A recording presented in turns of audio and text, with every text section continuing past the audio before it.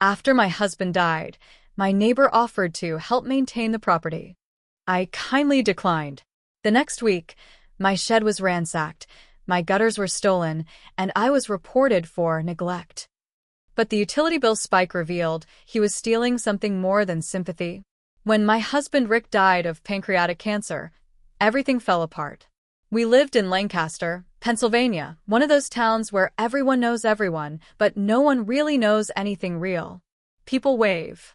They smile. But they stay out of your pain. Rick was my whole world. We'd been married for 27 years. No kids, just us and the old blue Colonial we bought back in '97. He kept it up with pride. The yard, the wiring, the leaky windows, the furnace, he was always fixing something. Always moving. When he got sick, I started learning things fast. Medical bills, hospice care, the kind of silence that fills a house when someone's dying in it. After the funeral, the casseroles and pity looks stopped within a week. That's when Ron showed up. Ron lived across the street. Retired. Late 60s. Always outside with some excuse to hover, checking his mail 4 times a day, trimming the same patch of hedge. We were never close, but Rick tolerated him.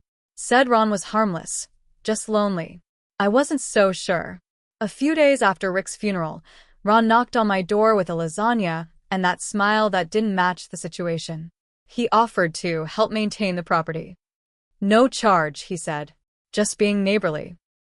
I told him thank you, but I didn't need anything. I meant it. I was hurting, but I wasn't helpless. He didn't push.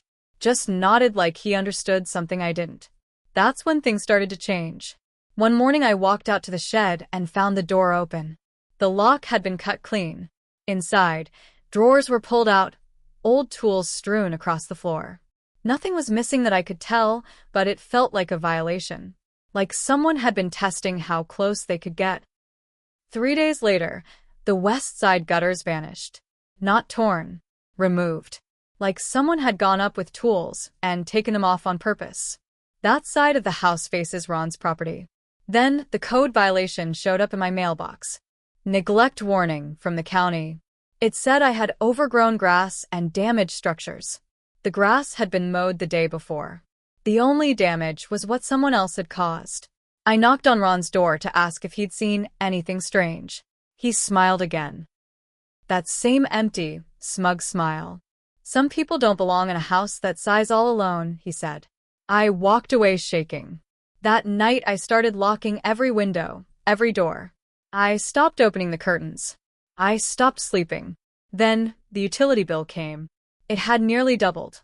I thought it had to be a mistake. I called the electric company. They said no, the usage had spiked sharply, starting just over 2 weeks earlier, right after Ron offered to help. I walked the yard looking for anything. Leaks, a bad meter, anything. And that's when I found it. An orange extension cord, half buried under leaves, running from the back of my house, through the shrubs, into a gap in the fence, and into the back of Ron's shed. He was stealing my power. I didn't unplug it right away. I needed proof. I started keeping a notebook, dates, details, photos. I bought a cheap trail camera off Amazon, aimed it at the fence line. I told myself maybe I was being paranoid, maybe grief was making me imagine things. Then the footage came in. Night after night, Ron crept into my yard. Sometimes just to check the cord. But more than once he stood outside my back door. Once he pressed his hand against the glass. He wasn't just stealing electricity. He was watching me. I started having panic attacks. I kept the lights on all night. I stopped going outside after dark. I couldn't sleep without a knife under my pillow. Every creak in the floorboards made my heart race. But I didn't call the police. Not yet. Because if Ron wanted to make me feel unsafe, unwanted, powerless, he'd picked the wrong woman. I wasn't going to run.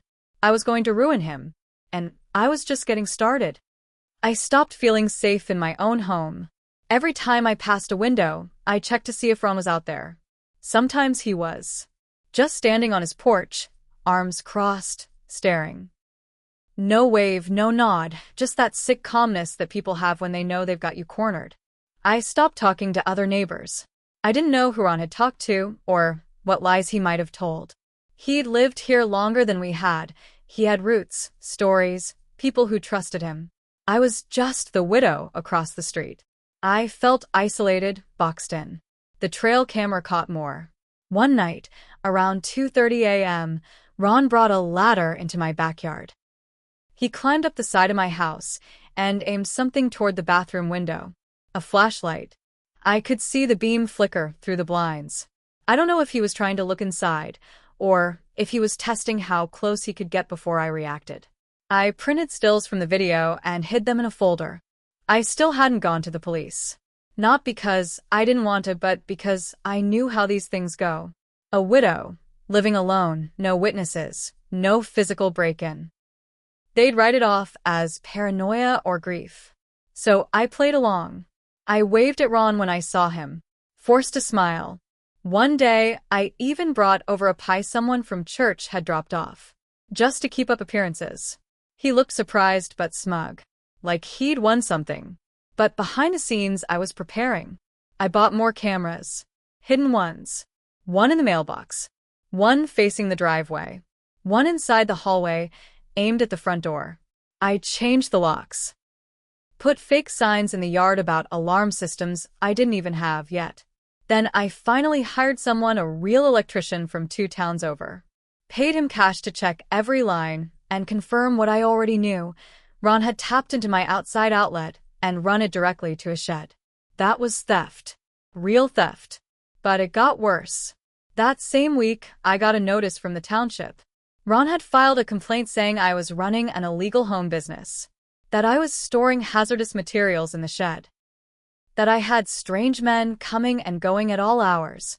It was all lies. I don't even have guests. I barely leave the house. The inspector came, looked embarrassed the whole time, said it was probably nothing but he had to follow protocol. Took pictures, made notes, left with a sigh. I wanted to scream. Ron was slowly building a case against me, one paper cut at a time, making me look unstable, making me feel like I was losing control. And maybe I was. I'd catch myself staring out the window for hours, just waiting for him to move.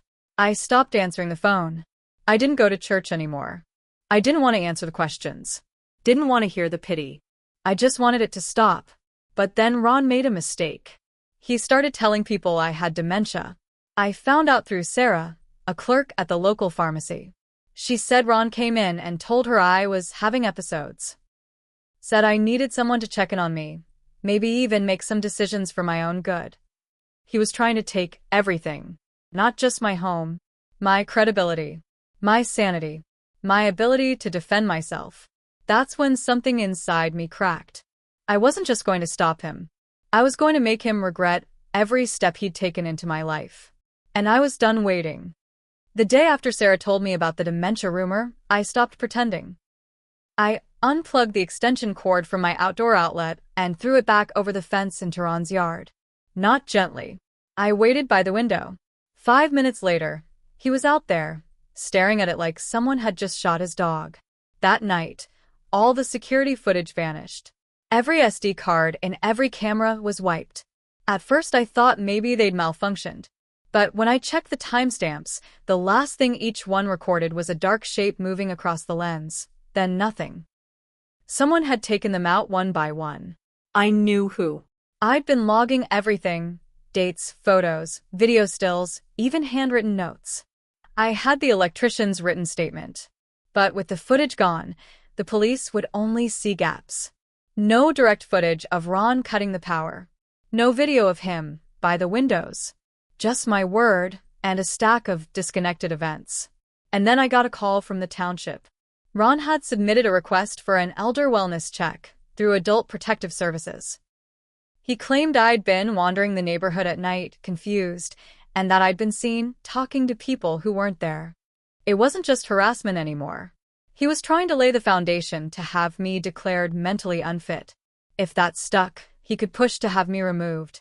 Maybe even petition the court to force the sale of the house. He told people I couldn't take care of myself. He wanted my property. My home. I panicked. I called a lawyer, the same one Rick and I used for our wills. I told him everything. He said I needed hard proof and that Ron's accusations, if unchecked, could turn into a conservatorship battle if he got enough support. I couldn't believe it.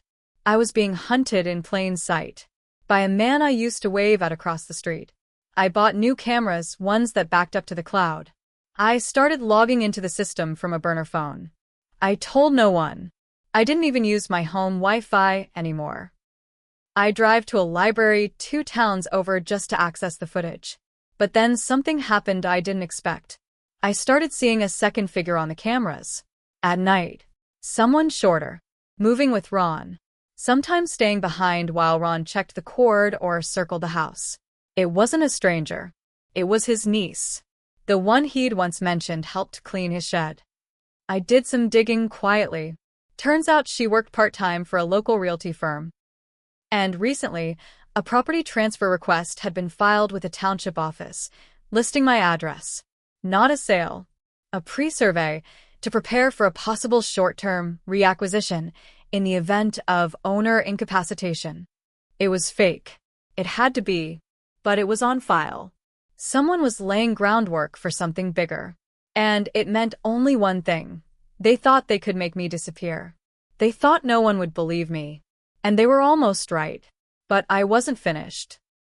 Because if they were going to try to erase me, I was going to make sure the entire town remembered them for what they really were. I knew I couldn't wait for the system to save me. I had to build the case myself. So I started with his niece. I found out she wasn't just part-time at that realty office. She had a suspended license. Something about paperwork fraud and misrepresenting property lines in a sale 2 years back. I pulled court documents. It was all there.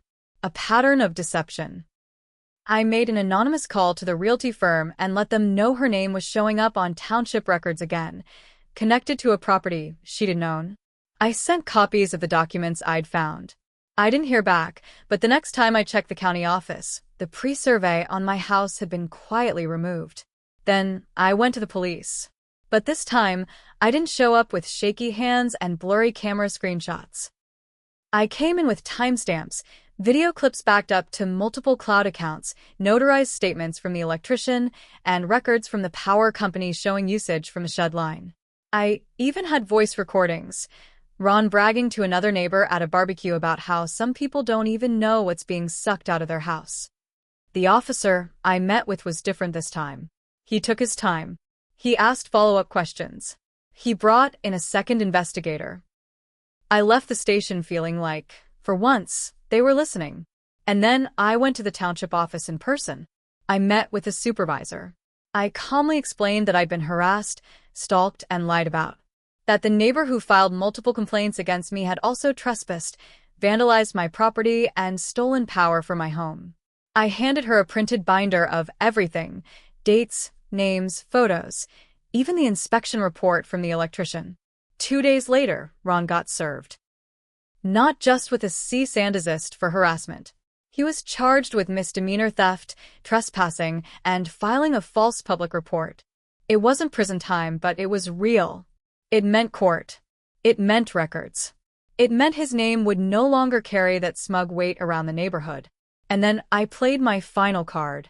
I sent a full report, everything I'd gathered, to the HOA president, the local newspaper, and every community Facebook group I could find. I didn't do it anonymously. I posted it from my own account, with one line at the top: "If I go missing, start with Ron." The reaction was nuclear. People I hadn't spoken to in years messaged me. Old friends of Rick came by the house.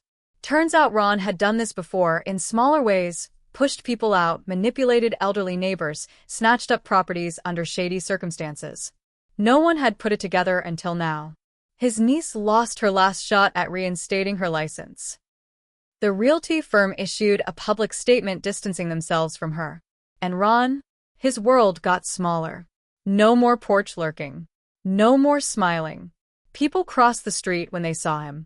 His shed got tagged. Twice. He tried to file a harassment complaint. He was laughed out of the room. He put his house up for sale a few months later. And this time, I smiled first. I still live in the same house. The one Rick and I built a life in. I keep the lights low now. The windows closed. But I'm not scared anymore, because I know what I'm capable of. And I know what it looks like when someone tries to erase you. I made sure this time I erased them first.